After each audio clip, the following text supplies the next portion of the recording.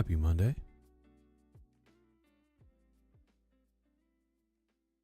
Hope everybody had a wonderful weekend. And nothing was too exciting when markets reopened after Trump dropped another bombshell on us.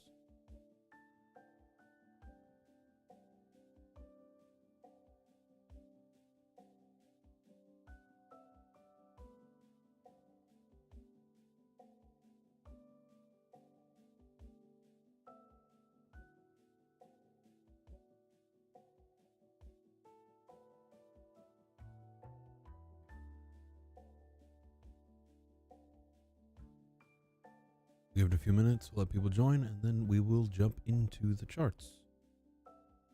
Unfortunately, today is going to be fairly boring because, to be honest, not a whole lot is happening. It unfortunately is what it is.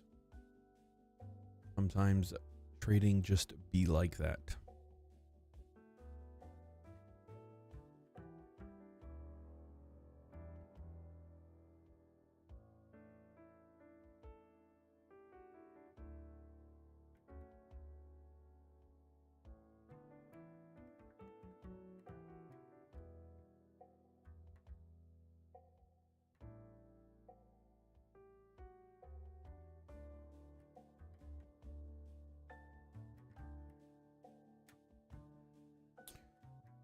We have a lot of crazy news coming out this week as well. So that's always something to look out for. We have CPI coming out of the Eurozone, CPI coming out of... We had CPI this morning coming out of the Eurozone. Tomorrow we have employment numbers and the claimant count coming from the pound from the UK. And then CPI coming out of the UK on Wednesday. Quite the week we have. So we'll see how that works for the EG trade, because that's going nowhere at the moment. Good morning, Pat. How you doing?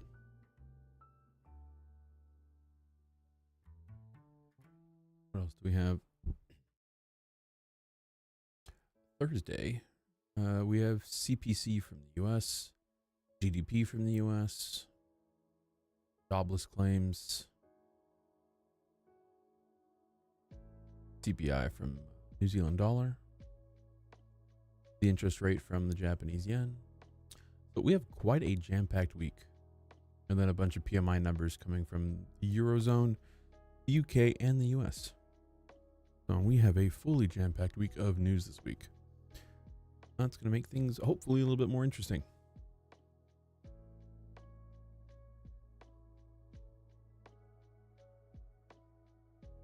We have a few more minutes, and then we will jump into it. Good morning, Maxie. How you doing? I saw your post in Mindset.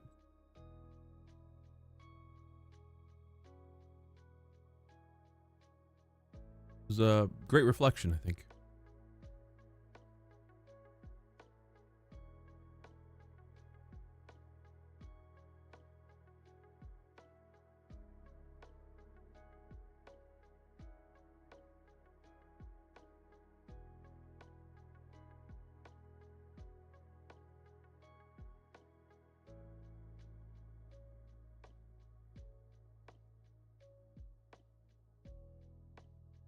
Hello, Linda.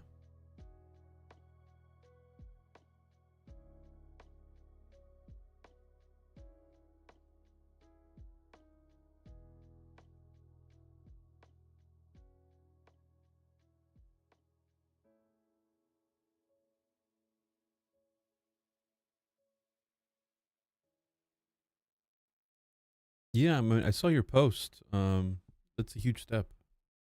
It's a huge step. I mean, you have a huge toolbox of tools that you use and things that you've learned over the years, but when you just apply them without direction, it doesn't always give you the outcome you want, and then it's frustrating that the tools that you're using in the way that they're supposed to be used aren't giving you the outcome. But coming to the realization that it's not just a question of having the tools and applying the tools, but applying the correct tool at the correct time, that is really impactful. Good morning, Graham. All right, we are 5 after. Let us hop into this. I have a feeling today is going to be a quick one because there's not a whole lot to say. There is unfortunately not a whole lot to say. So we got 3 trade ideas open on system 1.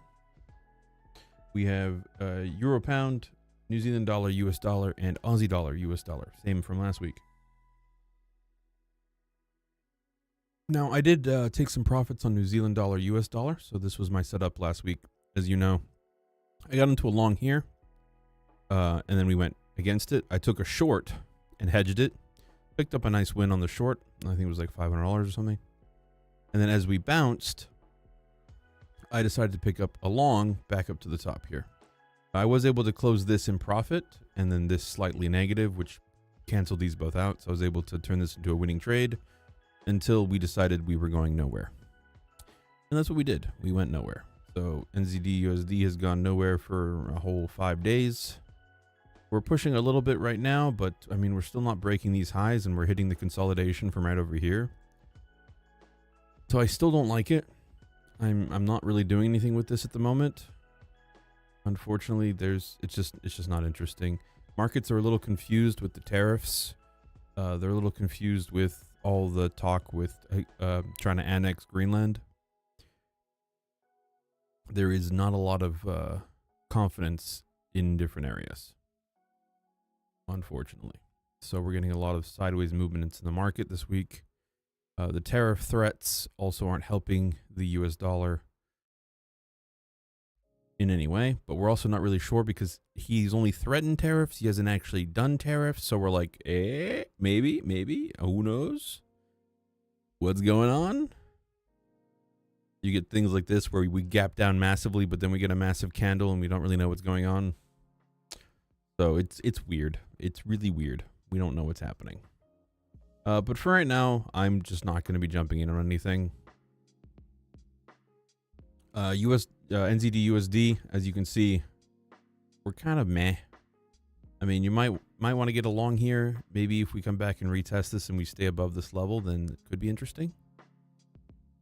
But for now, I think we're just going to be consolidating, which is unfortunate because that's the worst part about trading is when we don't go anywhere. So for now, this is just not interesting. There's nothing to say much about it. It's just not interesting. Recent news has decided to put us into a little spiral here. We saw some really nasty consolidation where we went nowhere. We had a rally, return back to the support, a push. Now this is a little bit more promising than the other stuff we have to look at because we are pushing higher, but we're pushing straight into resistance right here. Massive consolidation here. We had a huge wick off of that consolidation previously. And here we're doing a similar thing. We'll see how this plays out the rest of the week because we do have a lot of news this week. So we may finally get a break. Maybe a break above this and it stays above this. Maybe a retest and we get a little double bottom here, which will make it a little bit more interesting. We'll see. Aussie dollar is no different in the other direction. This is a sell. But as you can see, we have gone absolutely nowhere. For 26 days, we have gone nowhere. Absolutely nowhere. So if you have nothing better to do and you're like, hey, I don't really care. I mean, you can always go ahead and throw a sell from here, the top of the range, and then, you know, if it stays in the range, you're staying profit. If it keeps going lower, you make more profits. But I mean, not really a great idea. But price is fully committed to going absolutely nowhere. It sucks. It unfortunately sucks. But yeah, so again, this is the same situation as NZD USD. There's just nothing to do. We're in a fairly tight range too. Yeah, it's only about 40 pips, so it's really not a large range. I don't want to go long because there's no confidence in this going long. You don't want to go short because of all of this nastiness down here. Now, if we can actually break, get some bearish momentum, we do have a really nice setup for this to turn around on us, right? Because if this turns around, I foresee this really turning around. If we look on this on the higher time frame, it looks very solid, right? So this is a key level where we get a lot of price action previously in the last couple of years. Prices just slowly climbed towards it. And as you can see, for the last couple of years, we've just kind of been bouncing here. So if we can get this rejection and price stops consolidating, or people say accumulating here, but we can get out of this. I mean, we do have a huge potential to the downside. Even outside of earn as you learn, there is a solid 250 pip downside potential, right? So it's a huge trade that you could hold for many days, many days. But we'll have to see how this plays out. It's something I was looking at when I was looking at the potential entries, is where my targets would be. And initial targets, I'm thinking getting in here. We're looking at at least a 60 pip target to this, and potentially even something down to around here, which is 120 pips. But for now, there is nothing to do except for wait, because we are not going anywhere. So ideally, if we get a nice pullback, I mean, you can get a nice entry up top and then hold it. Ideally, though, the best entry is going to be waiting for this bounce. Now, if you do wait for this bounce here, right, we wait for the break of these lows and a retest, or just take the break itself, you're probably going to see the earn as you learn trade close around like 30 or 40 pips in profit, because the trade entry, I think, was up here or here. I forget what it was. It was around here somewhere. So you may be in this, but if you look at the technicals on this, there is an opportunity for a really nice short where we could really get some movement on it to the downside. So on that side, this actually looks really promising in the coming weeks, I would say, depending on how this plays out, and also the news that is coming out this week.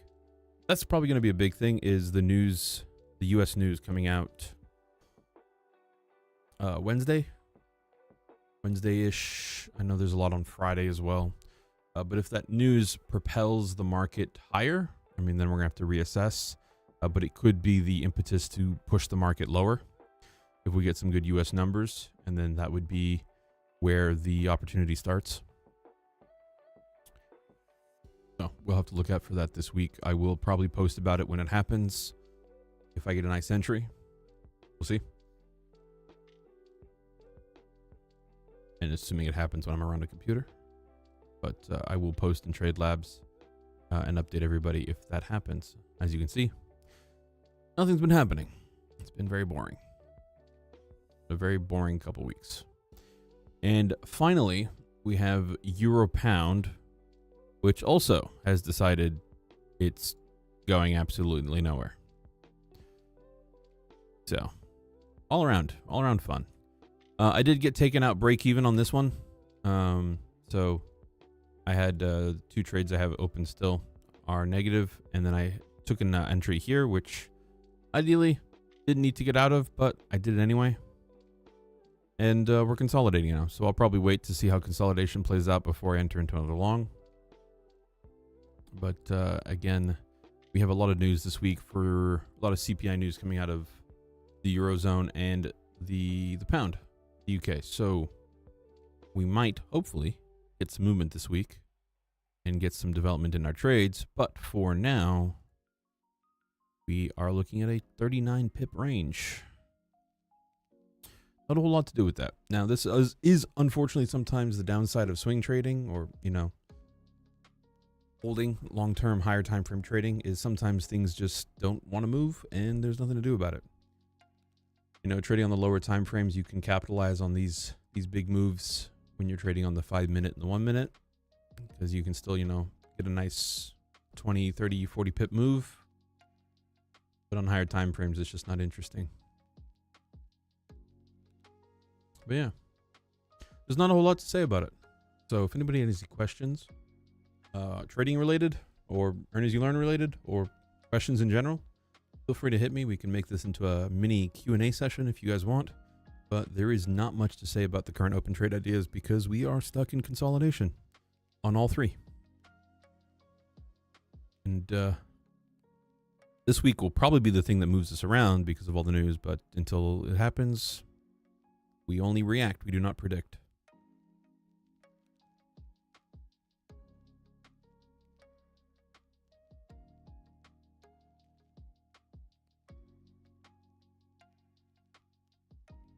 And if nobody has any questions, then we will just wrap this up as a nice short session.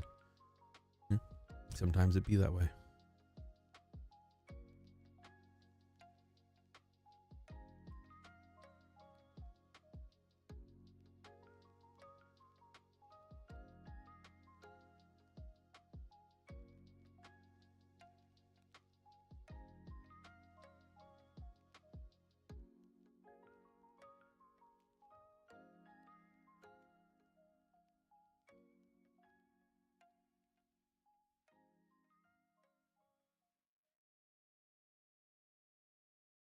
Do you trade, Maxie says, do you trade consolidation personally or do you completely skip it?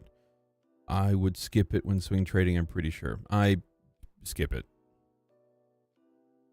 Especially when you see a market is... So when we're talking about something like this, right? This consolidation, I don't skip this. Because I was like, okay, we're consolidating, we're probably reversing. I might see a good entry here and I take the entry, right? So I don't skip that. But when I see a range form... like this, where we've been ranging for 12 days, this is where I'm just waiting. Because when you're consolidating, especially on the higher time frames when you're consolidating, there is no movement to be captured because we're looking for much larger moves when we're, higher time frame swing trading. And those moves we want to have, 50, 60, 70, 80, 100 pip moves that we're going to capitalize on over the course of a week or two. But we also don't want to get stuck in consolidation for 3 weeks and pick up swap fees for 2 weeks while we wait for something to happen. Also, the downside with consolidation is if you find yourself in consolidation, there is a chance that the consolidation reverses the move that you thought was going to happen. So, like, for example, let's just say this, right? This consolidation could have easily gone consolidation, and we don't retrace because we're looking for the continuation. So we just consolidate, we accumulate, and then boom, we continue down. So there are situations like that where you're just getting a bit of consolidation, then price just keeps moving. And you obviously don't want to get stuck in that. But if it's a positive swap, I'm less, against holding through consolidation. For example, on AU, right? If this was a really nice positive swap fee where I could be picking up positive swaps, I'd probably just look for a short anywhere here near the top and then just hold this, and I'll just keep holding it in the range and I don't care because I'll just be picking up positive swaps while I wait for it to develop. And the technicals on this is really nice, right? We're pretty much, I think on the daily, we're forming a head and shoulders. It's a messy one, but yeah, technically here's your left shoulder, your head, and your right shoulder. So we have some really strong daily reversal signals coming in. We're just consolidating around it. So something like this, where the technicals are strong and I'm really sure the reversal is happening, and I have a positive swap, that's something I'm willing to hold for 2 or 3 weeks. No problem, right? I'll pick up a couple $100 in swap fees. It'll be great. And it can take its time to do the move. But when it's something that I'm less sure about, I really don't want to get caught in consolidation. I get that. The smaller consolidation really can't be skipped oftentimes because we see them later. But the bigger ones for sure. Yeah, exactly. That's really what we're looking at. Right, that would be like when you're picking up swaps, positive swaps, and you're holding, and it's going to be a win. You have a strong indication it's going to be a win. You're pretty fine with it, and even if it starts to turn on you, and you've picked up a couple swaps in consolidation, then your loss is less because you picked up like $150 in swaps, and your loss is maybe $200 or something. So that also makes it nicer. But if you're in something that has a really nasty, like GJ, for example, pound yen. If you're short pound yen, that is a very nasty short swap. It's like $21 a lot or something. $30 a lot. It's disgusting. The positive swap is $10, but the negative swap is really horrendous. It's like 20 some dollars per lot. So for something like that,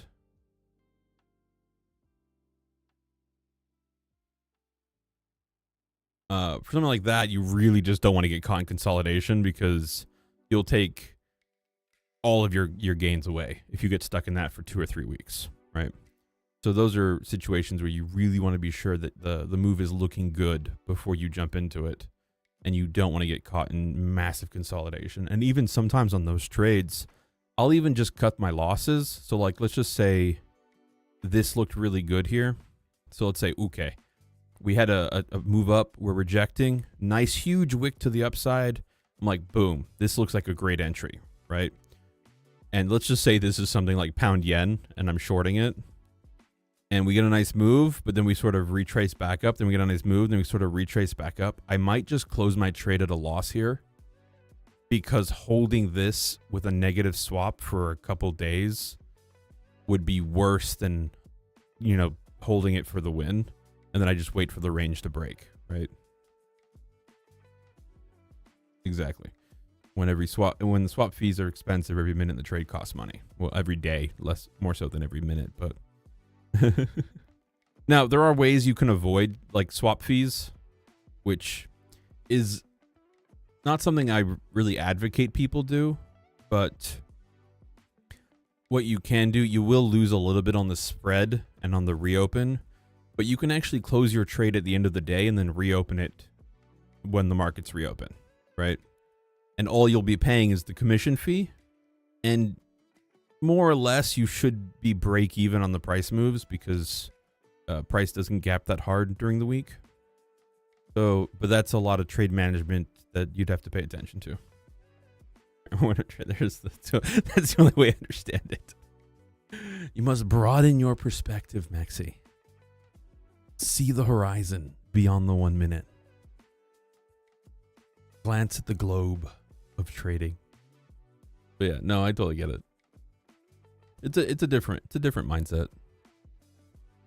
It's a very different mindset.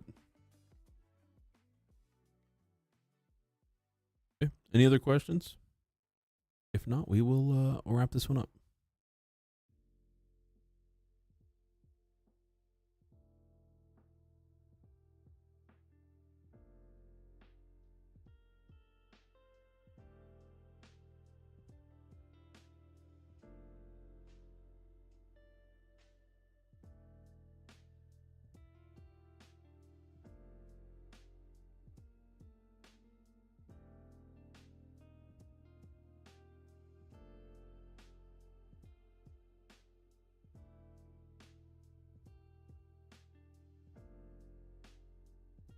It is slow. But my recommendation to you, Maxi, is don't do swing trading as your primary trading. Right? I look at the charts maybe a couple hours a day, maybe a couple hours a week.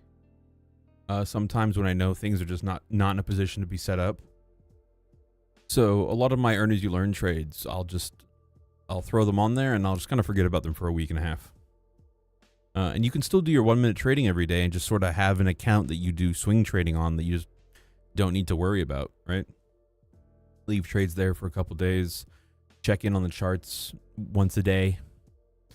The thing about swing trading is you're not swing trading to watch the charts every day and watch all the different price moves every hour. That will drive you crazy, because you're literally looking at candles not do anything for 9 hours. Like if we look at this right here, price moved in 19 hours. Price moved a grand total of 14 pips. Like, that's boring. It is very boring. But it's not something, when you trade the higher time frames, like Christy will attend to this and so will Jay, you get on with your life. It's just a thing that makes money in the background. And you don't need to worry about it. You don't need to like set some time aside for it. You literally, like, just before bed, check your charts. That's it. Or you wake up in the morning, check your charts, and then that's all you have to do all day.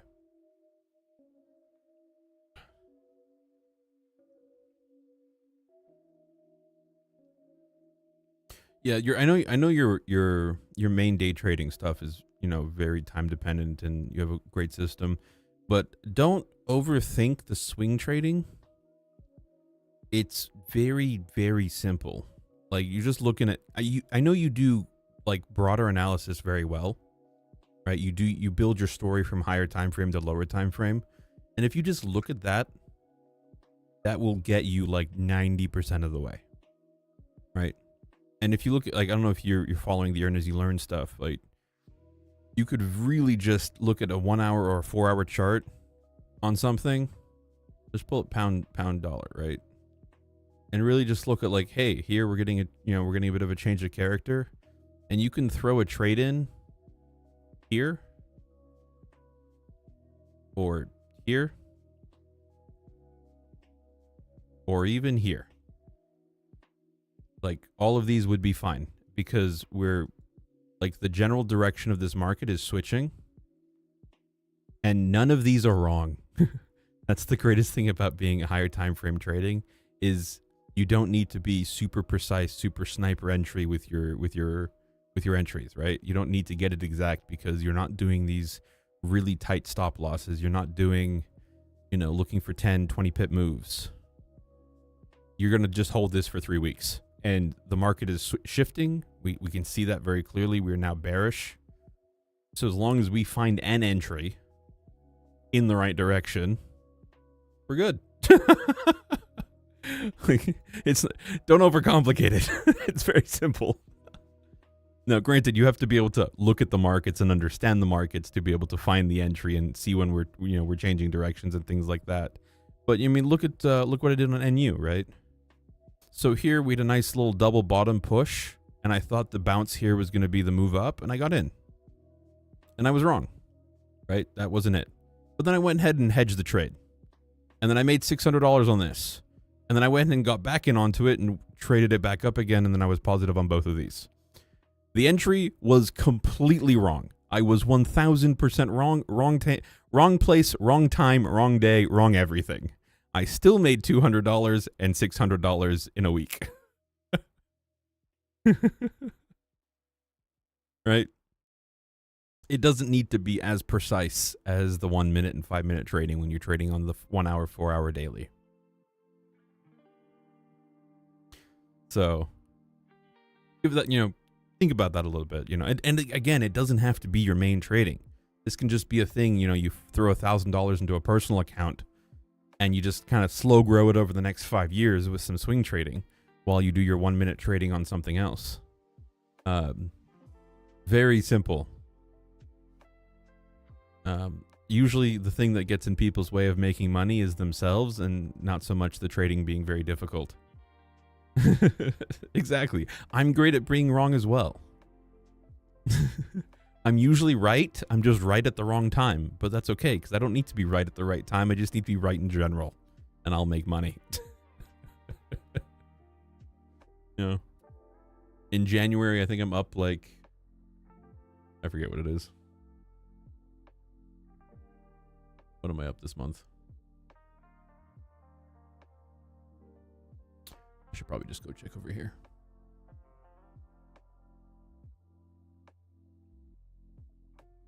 I'm up 4.3%.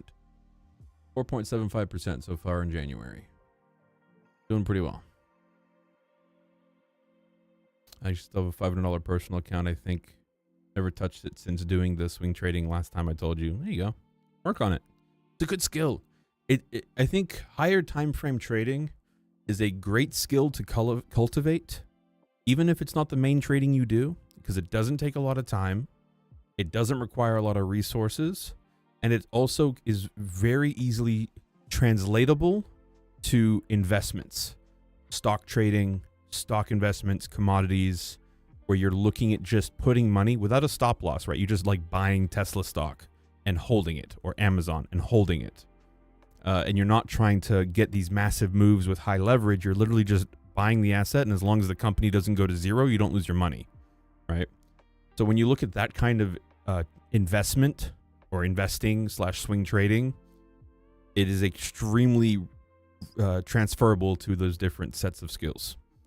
So I always tell people, try to look at higher time frame stuff. Try to look at swing trading. It doesn't take a lot of time to practice because you do it like once a week. It doesn't take a lot of resources. You don't need to spend a lot of time a lot on the charts. You don't need to be checking back constantly. Literally just check it 5 minutes at the start of your day. Check a couple charts, literally just here. We're gonna look at this. Doesn't look good. Look at this one. Doesn't look good. Look at this one. This one looks good. This one, this one, good. And we're done. Boom. Right? That's your day. That's your whole day. And if you see something you like, you place a trade. Or you put a limit order. You know, whatever. So it's one of the reasons I've been pushing Earn As You Learn really hard. It's everyone knows it's my style of trading is, you know, the 1 hour and up. It's something I've always done. It's what I enjoy doing. It's not very sexy, so people don't like it, which is why I like Earn As You Learn, because so here we go. It's even a great entry right there. Earn As You Learn is a great way for people to kind of ease into it with training wheels, because it does the heavy lifting for you as far as the pair and direction, and you just sort of need to check the chart and figure out when you want to place a trade. But yeah, I highly recommend it. Exactly. You know, and you can do it on a demo at first just to build some confidence, but you don't need a super strategy to swing trade. You just need to be able to determine market direction. That's it. General market direction over the next 3 weeks. Not over the next 5 minutes, 2 hours, the next 3 weeks. And you're looking at things like, you know, here we have dollar pound dollar, right?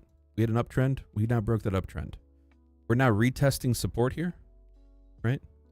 So this would actually probably be a really great trade on pound dollar right now. Not saying go do this right now, but I'll throw this trade on here and we'll see how it does next week when we do the next video, the next live stream.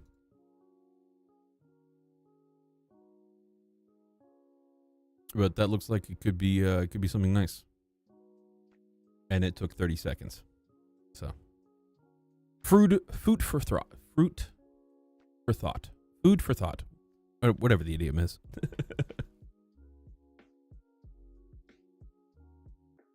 General market direction until the next Trump post. Even with the Trump post, you'll find that like Trump will cause uncertainty in the markets where prices go crazy. But when you're trading the daily, you really don't care. Like, I mean, even if we look at what happened today, right? This was Trump's post. Let's zoom out. Let's see how much the market cared. It didn't. This pound dollar. I mean, even you look at euro pound, the ones who are directly influenced by it. This was it. This was the market's reaction to what Trump said. 50 pips. That's it. 50 pips. It's when you're looking at the time scale of the 1 hour and the 4 hour, that's nothing. And Trump's posts aren't enough to actually shift the general market, right? He's not going to get a 300 pip candle in the other direction unless, right, there are cases where he says, I'm just going to invade Russia. I mean, even let's look at gold. Right, that's it. That's all gold did. That's it. It's $100. That's nothing. Right. Let's look at what is it here?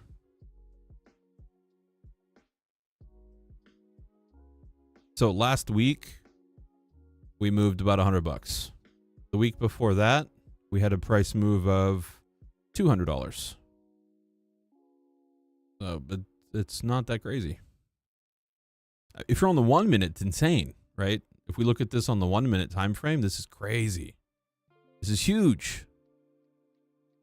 You look at this on the daily? Does that look like anything crazy happened? Nope. That was crazy. That was China. I think that was China. That was one of these was China. I think that was China, where they're like, we're going to ban rare earth metals. But I mean, you see my point though, right? When you zoom out and you look at higher time frames and general market trends, the volatility of the market is less impactful, and it doesn't change. It doesn't swing completely the market sentiment.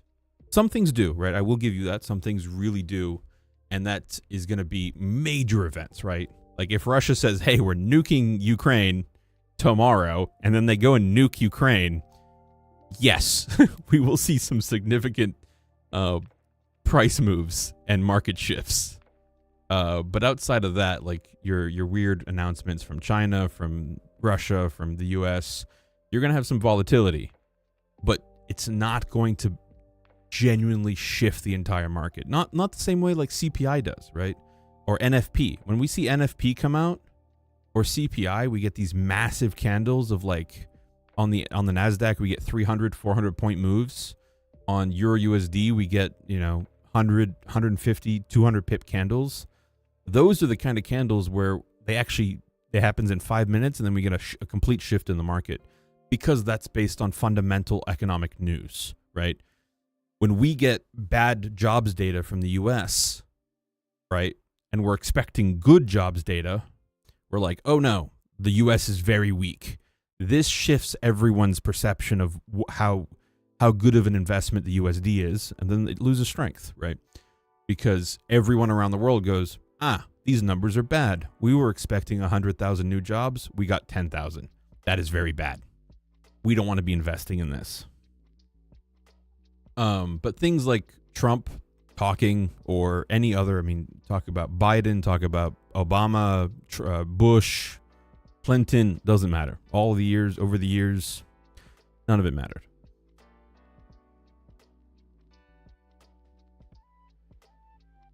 Because the larger players, right, the banks, the institutions, the countries, there may be reactions based off of what they're doing. They may close positions, open positions, but they don't freak out. They don't panic. They're professionals, right?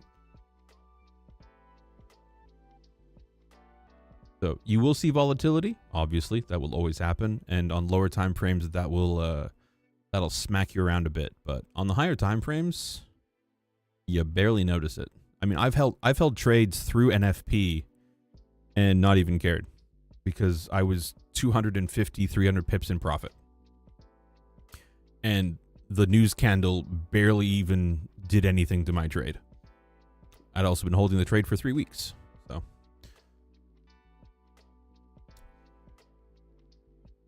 but I've also been doing this a long time, so I've seen a lot of things. I've seen a lot of crazy things, so my tolerance for crazy candles is up there. But yeah, no, it's something to think about. Definitely something to think about.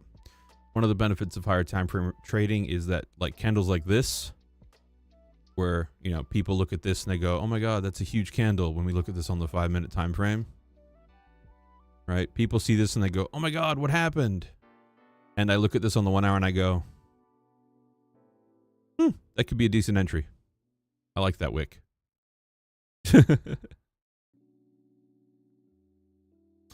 Max says, what I found out is that there are great trades happening after FOMC, CPI, and NFP. This usually starts a run into liquidity, and on the higher time frames like the 1 hour. Yeah, it does.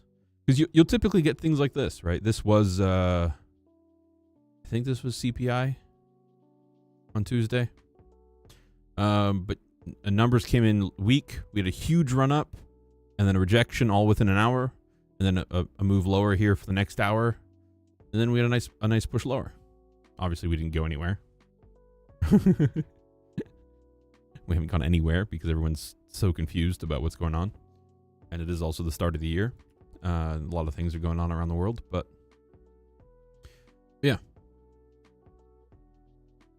this is all a ploy from me to get everybody to come join me in my higher time frame cult of not 1 minute trading. I still do some 1 minute trading from time to time, but I've been pushing this a lot lately with the uncertainty and the volatility we've been seeing in recent markets, because it's higher time frame trading, swing trading is something that tends to be a lot more consistent long term. Not saying it's more consistent than 1 minute trading as far as profitability or anything. I'm just saying it is not as affected by volatility in the markets as it is on 1 minute, 5 minute trading, right? So your general shifts in the market, your crazy volatility will still affect you, but it will be significantly diminished on higher time frames than it will on lower time frames. But yeah, well, thanks for coming to my TED Talk.